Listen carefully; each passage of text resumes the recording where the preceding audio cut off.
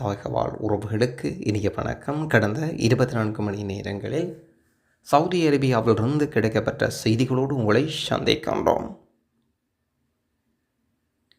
ஒருவருக்கு ஒரு உதவியொன்று தேவை. உங்களுக்கு யாரேனும் இருந்தால் இதோடுமான தகவல்கள் தெரிந்தால் கொமெண்டில் தெரியப்படுத்துங்கள். ஒரு நல்ல சைக்காலஜிஸ்ட் தமிழ் ஃபீமேல் டாக்டர் ரியாத்தில் சஜஸ்ட் பண்ண முடியுமா என்று ஒரு பெண்மணி ஒருவர் கேட்டிருக்கின்றார். யாராவது இருந்தால் கொமெண்டில் தெரியப்படுத்துங்கள். இந்த லிங்கை அவருக்கு தெரியப்படுத்துவோம்.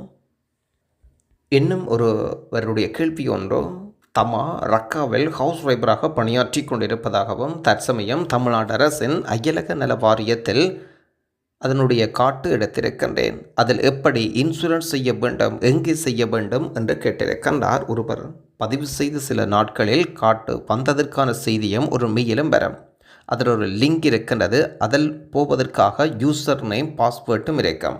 அதை கொடுத்து உள்ளே போனால் உங்களுக்கு எந்த மாதிரி இன்சூரன்ஸ் தேவை என்ற மாதிரிகள் காண்பிக்கும். உங்கள் விருப்பத்துக்கு ஏற்ப தேர்ந்தெடுத்து அதில் உங்கள் விவரங்களை பூர்த்தி செய்துவிட்டு அதற்கான தொகையை ஆன்லைனில் செலுத்தினால் உங்கள் பெயரில் இன்சூரன்ஸ் தரப்படும். அயலக நலத்துறை சார்பாக இந்த நலவாரியம் தொடங்கப்பட்டிருக்கின்றது என்பதை நீங்கள் ஏற்கனவே அறிவீர்கள். இதில் 8ஆம் மாதம் 15ஆம் தேதிக்கு உட்பட்டு பதிவு செய்பவர்களுக்கு விலக்கழிவுகள், அதாவது பதிவு செய்வது இலவசம். அதன் பின்பாடு பதிவு செய்வது என்றால் நீங்கள் காசு கட்ட வேண்டி வரும் என்பதை நினைவூட்டிக் கொள்கின்றோம். சவுதி அரேபியாவில் இருக்கும் பல்வேறு சமூக நல அமைப்புகள் இந்த பதிவுகளை இலவசமாக பதிவு செய்து கொடுக்கின்றார்கள் என்பதையும் நினைவூட்டிக் கொள்ள விரும்புகின்றோம். குறிப்பாக ரியாத் தமிழ் சங்கம், வெளிநாடு வாழ் தமிழர் நல அறக்கட்டளை நிலைச்சங்கம், இந்தியன் வெல்ஃபேர் ஃபோரம் மற்றும் பிறநில அமைப்புகள் இந்த சேவைகளை திறம்பட செய்து கொண்டிருக்கின்றார்கள் என்பதையும் நினைவூட்டிக் கொள்ள விரும்புகின்றோம். 8ஆம் மாதம் 15ஆம் தேதிக்கு உட்பட்டு அனைத்து பதிவுகளையும் முடியுங்கள். கண்டிப்பாக நல வாரியத்தில் பதிவு செய்வதனால் நிறைய நன்மைகள் இருக்கின்றன. ரியாத் முர்ஜ் எக்ஸிட் 5 ஏரியாவில் வில்ஃபெட் பெட் ஸ்பேஸ் காலியாக இருப்பதாகவும் தேவைப்படுவர்கள் தொடர்பு கொள்ளலாம் என்றும் சொல்லி இருக்கின்றார். தொடர்பு இலக்கம் 05 10 26 05 45. ஒரு மாத குழந்தைக்கு சவுதி அரேபியாவில் ஆன் அரைவல் விசா பெற முடியுமா? இதை பற்றி தெரிந்தவர்கள் இருந்தால் சொல்லுங்கள் என்று கேட்கின்றார். ஒரு மாத குழந்தைக்கு சவுதி அரேபியாவில் ஆன் அரைவல் விசா பெற முடியுமா? இவர் இந்தியாவை சேர்ந்தவர். குழந்தைக்கு குடும்ப குடியிருப்பு விசாவில் வருகை விசாவை பெறலாம். தேவையான ஆவணங்கள் தாய் இகாமா, தந்தையின் இகாமா, குழந்தையின் தடுப்பூசி அட்டை, குழந்தையுடன் தாய் கண்டிப்பாக வர வேண்டாம். வாடகைக்கு கார் தேவையாக இருந்தால் ரியாத்தில் உள்ளவர்கள் மட்டும் பயன்படுத்திக் கொள்ளுங்கள். வாட்ஸ்அப் இலக்கம் 05 51 38 14 28. ஒரு நண்பருடைய கேள்வி ஒன்று, அவர் வாகன சாரதியாக பணியாற்றி கொண்டிருப்பதாகவும் ஒரு சிறு சாலையூடாக தான் சென்ற நேரத்தில் சிக்னலை தாண்டி சென்று விட்டார் சொல்லியிருக்கிறார். அதற்கு எவ்வளவு ஃபைன் வரும் என்று கேட்டிருக்கின்றார். குறிப்பாக ரெட் சிக்னல் தாண்டி விட்டார் என்று நினைக்கின்றேன். இதன் காரணமாக ஃப்ளாஷ் அடித்து இருக்கின்றது என்று சொல்லி இருக்கின்றார். பெரும்பாலும் நான் நினைக்கின்றேன் 3000 ரியால் வரை ஃபைன் பெறலாம். 7 நாட்களுக்குள் வரும். ஆகவே இந்த கேமராவை தாண்டி நீங்கள் சென்றிருந்தால், சிக்னல் தாண்டி இருந்தால் கண்டிப்பாக உங்கள் பெயரில், அதாவது யாருடைய பெயரில் வாகனம் இருக்கின்றதோ அவருடைய மொபைலுக்கு கண்டிப்பாக ஓட்டுநரின் போட்டோவும் அபராதமும் வரத்தான் செய்யும். இது குச்சி மாதிரி கேமரா என்று எங்களுடைய ஆக்கள் சொல்வார்கள். சிக்னல் கேமரா இந்த மாதிரி கேமராவில் மாட்டினால் கிட்டத்தட்ட 3000 ரியால் ஃபைன் கண்டிப்பாக வரும். மேக்சிமம் ஒரு வாரத்தில் உங்களுக்கு வந்து சேரும்.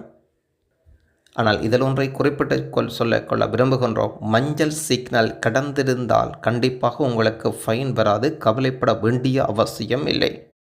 நண்பர்கள் சொல்வார்கள் ஃப்ளாஷ் பண்ணினால் கண்டிப்பாக ஃபைன் வராது என்றும், அது வார்னிங் அதாவது ஒரு எச்சரிக்கை என்றும் வார்னிங் செய்யப்படும் என்றும் சொல்லி இருக்கின்றார். எதற்கும் ஒரு வாரம் கழித்து பாருங்கள். கண்டிப்பாக இன்னும் ஒன்று சொல்லிக்கொள்ள விரும்புகின்றோம். இந்த ஃப்ளாஷ் அடிக்கின்ற சமயங்களில், இந்த குச்சி மாதிரியான கேமராக்களில் ஃப்ளாஷ் அடிக்கின்ற சம்பவங்களில் ஒரு சிங்கிள் ஃப்ளாஷ் மட்டும் அடிப்பதாக இருந்தால் அது எச்சரிக்கை. டபுள் ஃப்ளாஷ் அடித்தால் அது கண்டிப்பாக ஃபைன் வரும். இதில் அனுபவப்பட்டவர்கள் நிறைய பேர் இருக்கின்றீர்கள். உங்கள் கருத்துக்களையும் கொமெண்டில் பதிவிடுங்கள். சில வேளை உங்களுக்கு ஃபைன் இருக்கா இல்லையா என்ற சந்தேகங்கள் இருந்தால் முரூர் சென்று நீங்கள் பதிவுகளை கொடுத்தால் கண்டிப்பாக ஃபைன் இருக்கா இல்லையா என்பதை காட்டிவிடும். இந்த மாதிரி கேமராவில் யாராவது மாட்டியிருந்தால் கொமெண்டில் தெரியப்படுத்துங்கள். உங்களுக்கு எவ்வளவு ஃபைன் இதன் மூலம் வந்தது என்பதையும் தெரியப்படுத்தி விடுங்கள். எமது தாய்கவாழ் உறவுகளே, இது போன்ற சிக்னலில் மிக மிக கவனமாக இருப்பது உங்கள் ஒவ்வொருவருடைய கடமை. இல்லை என்றால் உங்கள் ஒரு மாத சம்பளம் வீண்விரியமாக்கப்படும். முகமது நபியின் காலத்தில் அக்கிரபூதி மன்னன் மதீனாவுக்கு அனுப்பிய குழு இளவரசருக்கு கூறிய இலங்கை தூதுவர். சவுதி அரேபியாவுக்கான இலங்கை தூதுவர் அமீர் அஜ்வத் அவர்களும் அரேபியாவுக்கான தூதுவராக பதவியேற்ற பின்னர் தனது முதலாவது உத்தியோகபூர்வ விஜயத்தை புனித மதீனா முனவ்வர் நகருக்கு மேற்கொண்டிருந்தார். இந்த விஜயத்தின் போது தூதுவர் அமீர் அஜ்வத் அவர்கள் மதீனா பிராந்திய ஆளுநர் இளவரசர் சல்மான் பின் சுல்தான் அவர்களையும் சந்தித்திருக்கின்றார். இது ஒரு சிநேகபூர்வமான ஒரு உரையாடல். தூதுவர் அவர்களை மதீனா பிராந்தியத்தில் வரவேற்ற கவர்னர் புதிய தூதுவர் அமீர் அஜ்வத் அவர்களுக்கு தனது வாழ்த்துக்களை பகிர்ந்து கொண்டார். வரவேற்புகளுக்கு நன்றி தெரிவித்திருப்பதுடன் இவ்வாண்டு 2 நாடுகளுக்கிடையில் ராஜதந்திர உறவுகள் கட்டியெழுப்பப்பட்டு 50 ஆண்டுகள் நிறைவென்றது. 1974ஆம் ஆண்டு கட்டியெழுப்பப்பட்டதாக சொல்லப்படுகின்றது நவீன ராஜதந்திர உறவுகள்.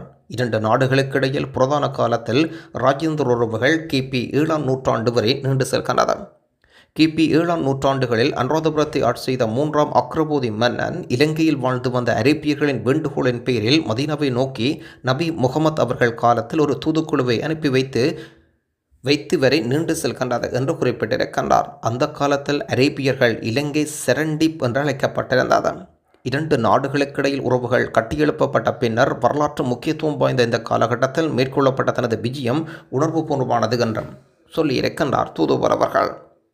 மதீனா இஸ்லாமிய பல்கலைக்கழகத்தில் கல்விசார் புலமை பரிசில்கள் பெற்று அதிகமான இலங்கை மாணவர்கள் பல்வேறு பீடங்களில் கல்வி கற்றுக்கொண்டிருக்கின்றார்கள். இந்த சந்திப்பின் போது பணியாளர்கள் சபையில் பவர் பாயிண்ட் பிரசன்டேஷன் ஒன்றை முன்வைத்து உரையாற்றிய தூதுவர் 2 நாடுகளிடம் தனியார் துறையினரிடம் சிறப்பாக இணைந்து செயல்பட முடிந்த வர்த்தகம், முதலீடு, உல்லாச பயணத்துறை, விவசாயம், தகவல் தொழில்நுட்பம் சார்ந்த விடயங்கள் தொடர்பிலும் கோடிட்டு காட்டியிருந்தார். இன்னும் ஒருவருடைய கேள்வி ஒன்று. வணக்கம், நான் இங்கே ரியாத்தில் பணியாற்றி கொண்டிருக்கின்றேன். 2 வருடங்கள் முடிந்து போய்விட்டது. வேறு வீடு மாறலாமா? எனக்கு இங்கே வேலை அதிகமாக இருக்கின்றது, என்னால் செய்ய முடியவில்லை.